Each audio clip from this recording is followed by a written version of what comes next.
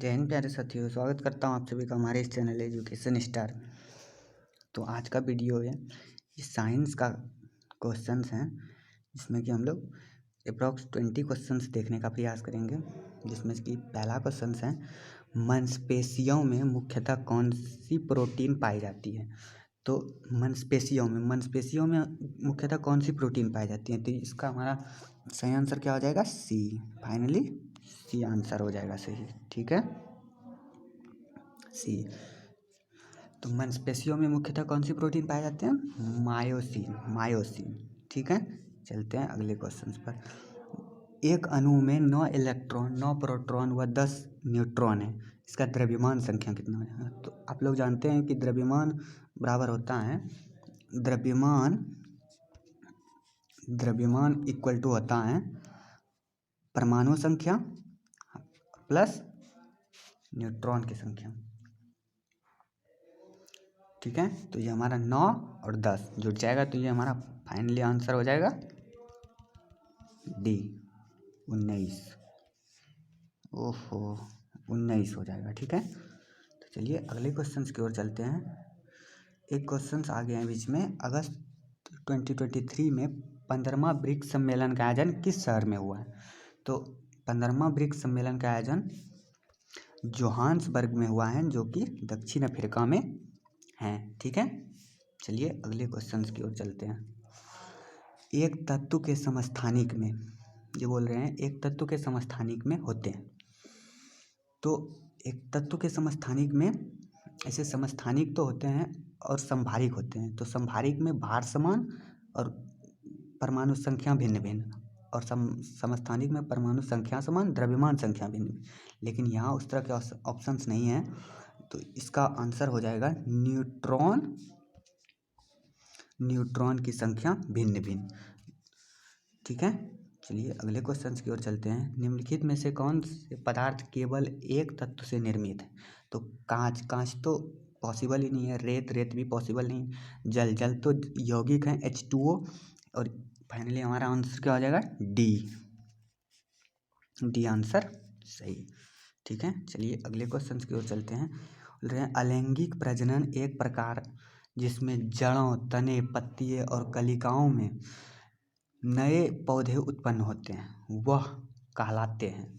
तो वह हमारे क्या कहलाते हैं, वनस्पति विज्ञान प्रजनन, ठीक है। तो हमारा फाइनली ये आंसर सही हो जाएगा, ठीक है।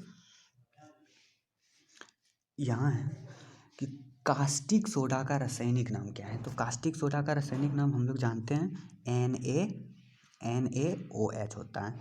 क्या होता है, NaOH, ठीक है। तो हमारा हो जाएगा सोडियम हाइड्रोक्साइड, क्या हो जाएगा, सोडियम हाइड्रोक्साइड, ठीक है। चलिए अगले क्वेश्चन पर चलते हैं।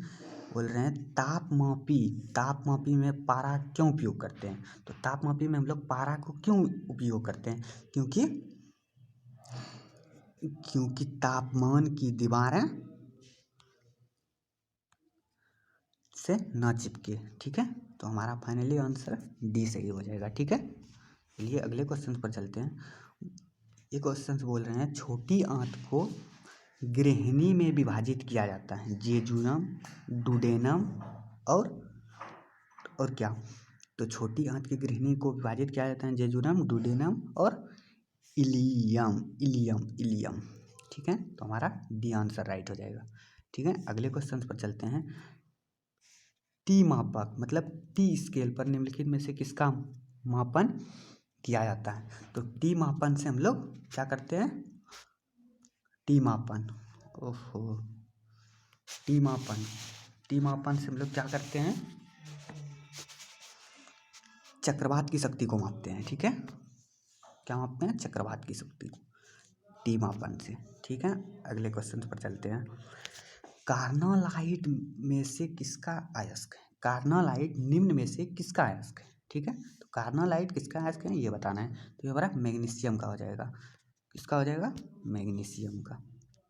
और भी होते हैं मैग्नीशियम के अयस्क, जैसे डोलोमाइट, ठीक है। अगले क्वेश्चन पर चलते हैं। इसे बोल रहे हैं आतिशबाजी में हरा रंग निम्न की उपस्थिति के कारण होता है। तो आतिशबाजी में हरा रंग किसकी उपस्थिति के कारण होता है। तो ये हमारा हो जाएगा बेरियम के कारण, ठीक है, बेरियम के कारण। आतिशबाजी में हराना बेरियम के कारण होता है। चलिए अगले क्वेश्चन की ओर चलते हैं। जैसे कि यहाँ से बोल रहे हैं निम्नलिखित में से कौन सा एक गैर संचारिक रोग है। तो गैर संचारिक रोग कौन कौन से, जैसे आपके पिता में है तो वो आप में भी होगा, जैसे कि मिर्गी वगैरह। मिर्गी ये एक गैर संचारी रोग है, ठीक है। इस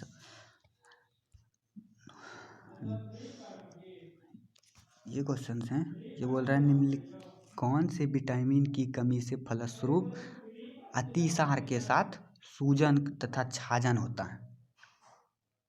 तो सूजन और छाजन किसके होते हैं, तो ये निकोटिनिक अम्ल से होते हैं। किससे होते हैं, निकोटिनिक अम्ल से, ठीक है। चलते हैं अगले क्वेश्चन पर। इनमें से कौन सा प्रबल आबंध है। तो आप लोग जानते हैं कि जिसमें आबंध की संख्या अधिक हो वही हमारा प्रबल आबंध है। जैसे कि इसमें सी ऑप्शन में हमारा ट्रिपल बॉन्ड है, तो यही सबसे प्रबल आबंध हो जाएगा, ठीक है। चलते हैं अगले क्वेश्चन की ओर।